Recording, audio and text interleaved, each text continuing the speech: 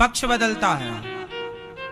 अमावस्या क्यों मनाई जाती है? अमावस्या में क्या होता है भैया बताओ? अमावस्या को क्या होता है कि अमावस्या मनाई जाती है? अरे यार, पितरों का खाना तो ठीक है। प्रकृति में क्या बदलाव होता है कि अमावस्या? हमारे यहां सब वैज्ञानिक है। प्रकृति में बदलाव से हम लोग तिथि मनाते हैं। बताओ प्रकृति में क्या बदलाव होता है कि अमावस्या मनाई जाती है? हाँ, क्या? चांद पूरा दिखता है, उसे अमावस्या कहते हैं। वाह, ताली बजा लो।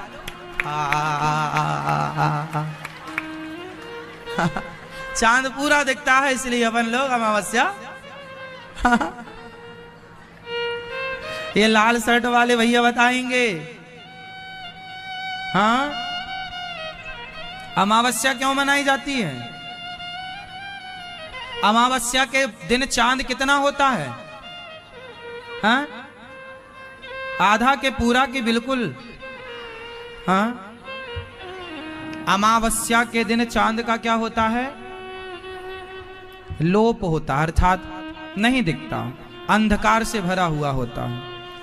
उसे उस रात्रि को अमावस्या कहते हैं। प्रतिपदा से अमावस्या की दूरी है 15 दिन। और फिर अमावस्या के बाद दूसरी जो शुक्ल पक्ष कितने होते हैं? एक महीने में कितने पक्ष?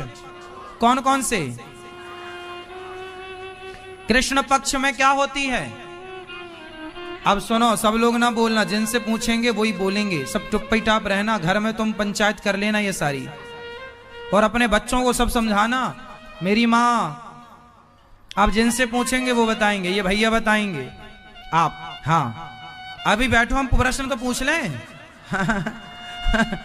अभी प्रश्न नहीं पूछे, तुम खड़े हो रहे हो। चलो बताओ कि जो शुक्ल पक्ष और कृष्ण पक्ष है, तो शुक्ल पक्ष और कृष्ण पक्ष में किस पक्ष में अमावस्या होती है? हाँ? हाँ? कृष्ण पक्ष में अमावस्या, और शुक्ल पक्ष में क्या होती है? हाँ, शुक्ल पक्ष और कृष्ण पक्ष में कौन सा पक्ष अंधेरा है और कौन सा पक्ष उजेला है? बात समझ में आ रही है क्या? कौन से पक्ष में होती है अमावस्या? हाँ, बात समझ में आ गई? हाँ, कृष्ण पक्ष में आती है अमावस्या, शुक्ल पक्ष में आती है। शुक्ल पक्ष होता है प्रकाश से भरा, कृष्ण पक्ष होता है अंधेरे से। शुक्ल पक्ष में चंद्रमा बढ़ता है, कृष्ण पक्ष में चंद्रमा घटता है। शंकर जी के सिर पर जो चंद्रमा है या नहीं? वो कौन सी तिथि का चंद्रमा है? जिनसे पूछेंगे वो उत्तर देंगे, सारे नहीं बोलेंगे, सब टुप्पी टाप रहेंगे। शंकर जी के सिर पर जो चंद्रमा है वो कौन सा चंद्रमा है, अर्थात किस तिथि का चंद्रमा है? ये दादाजी बताएंगे। हाँ हाँ हाँ, कृष्ण पक्ष। कौन सी तिथि का? प्रतिपदा, द्वितीया, तृतीया, चतुर्थी, पंचमी, षष्ठी, सप्तमी, कब का?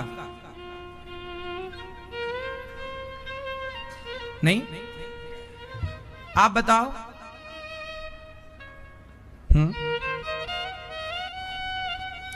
अब सब बताओ। अमावस्या कौन बोल रहा है? मैया, क्या खाई हो आज?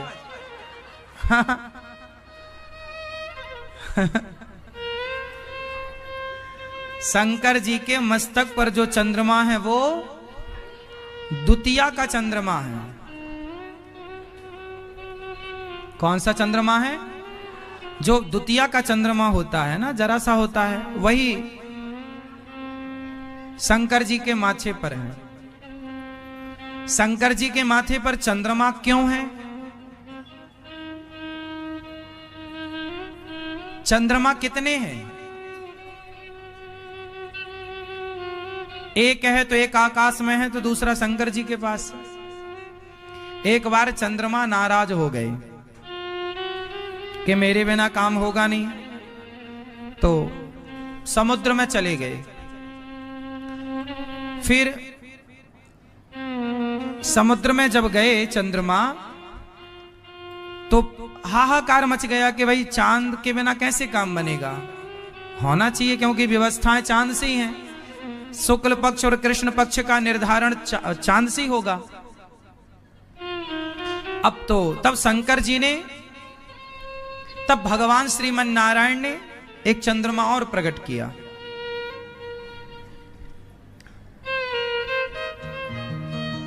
एक चांद और प्रकट किया। अब जब ये चांद प्रकट हो गए तो वो जो गुस्सा होके चांद गया छुट्टी में, उसको लगा मेरे बिना तो काम रुका होगा, तो उसने झांक के देखा तो यहां चांद खिला था। उसने कहा भगवान मेरी तो कुर्सी चली गई। तुरंत दौड़े दौड़े आए चांद, हे प्रभु क्षमा करो क्षमा। अच्छा, जैसे हड़ताल में नहीं चले जाते कर्मचारी, ऐसे चांद एक दिन हड़ताल में चले गए, हम नहीं करेंगे काम, हमारी पगार बढ़ाओ। भगवान बोले जाओ दूसरा बना लेंगे। दूसरे आ गए। अब चांद घबराया, गया भगवान के पास। तो भगवान ने कहा अब तो ये आ गया काम पे, अब तुम जाओ। अब वो बोले मैं कहाँ जाऊं कहाँ जाऊं, बेचारा बहुत गिड़गिड़ाया, रोया भगवान की शरण में। भगवान ने कहा ये तो आ गया। तब शंकर जी ने कहा तू भगवान की शरण में है इसलिए आ जा, तू भगवान की शरण में गया है इसलिए मैं तुझे अपने माथे पर धारण करता हूं। जो भगवान की शरण में चला जाता है शंकर जी उसे मस्तक पर धारण करते हैं, इसलिए उस चंद्रमा को भगवान शिव ने अपने माथे पर धारण कर लिया। वो हड़ताल वाला चंद्रमा है। तो चांद हो गए दो, इसलिए भगवान राम भी चंद्र लगाते हैं। रामचंद्र भगवान की और कृष्ण चंद्र भगवान की। तो जो रामचंद्र का राम है वो शिव जी के माथे वाला रामचंद्र है, और जो कृष्ण चंद्र में चांद है वो आकाश में जो चांद है वो चांद है। एक रामचंद्र एक कृष्ण चंद्र, दोनों के नाम के आगे चांद है, चंद्रमा है। तो चंद्रमा दो, एक शिव जी की जटाओं में एक आकाश में। तो राम जी वाले चंद्रमा जो हैं शिव जी वाले हैं, और आकाश वाले कुछ भी कहो आप, ये तो समझ की बातें हैं। तो ये शंकर जी के सिर पर चंद्रमा का क्यों विराजमान हुआ, कोई प्रश्न कर ले तो उसका समाधान मैंने आपको दिया कि ये कथा है, ये बात थी। इसलिए शंकर जी के माथे पर चंद्रमा होते हैं। तो चंद्रमा से ही महीने का निर्धारण होता है। चंद्रमा, अच्छा चंद्रमा घटते बढ़ते हैं या नहीं? हाँ या ना? हाँ या ना? हाँ या ना? हाँ या ना? ना, चंद्रमा नहीं घटते बढ़ते, चंद्रमा की कलाएं घटती बढ़ती हैं। चंद्रमा तो वही है। जैसे हमारा शरीर तो घटता बढ़ता है।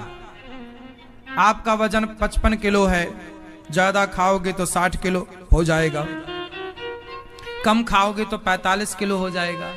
आपका वेट 80 किलो का है, आप ज्यादा खाओगे 85 का हो जाएगा, थोड़ा ध्यान रखोगे तो 70 किलो के आप, मतलब आपका वेट घटता बढ़ता है। हाँ या ना? और माइनर तो रोज आपका वजन घटता बढ़ता है। ग्राम में यदि देखा जाए तो आपका रोज वेट हल्का कम ज्यादा होता रहता है। ये बात सही है ना? तो आपका शरीर तो घटता बढ़ता है, लेकिन आपकी आत्मा घटती बढ़ती है। बोलो, जैसे हमारी आत्मा स्थिर है, आत्मा घटती बढ़ती नहीं है, शरीर घटता बढ़ता है। लड़कपन का शरीर अलग, जवानी का अलग, बुढ़ापे का अलग। उसी तरह चंद्रमा की कलाएं घटती बढ़ती हैं, चंद्रमा नहीं घटता बढ़ता। चंद्रमा की कलाएं कितनी होती हैं? चंद्रमा की कितनी कलाएं होती हैं? 16 कलाओं के नाम बताओ। चंद्रमा की कलाएं कितनी? जोर से, सही कह रहे हैं, जोर से बोलो बस। 16 कलाएं, चंद्रमा की कलाएं 16 कलाओं के नाम है। प्रतिपदा, द्वितीया, तृतीया, चतुर्थी, पंचमी, षष्ठी, सप्तमी, अष्टमी, नवमी, दसवीं, एकादशी, द्वादशी, त्रयोदशी, चतुर्दशी और अमावस्या और पूर्णिमा।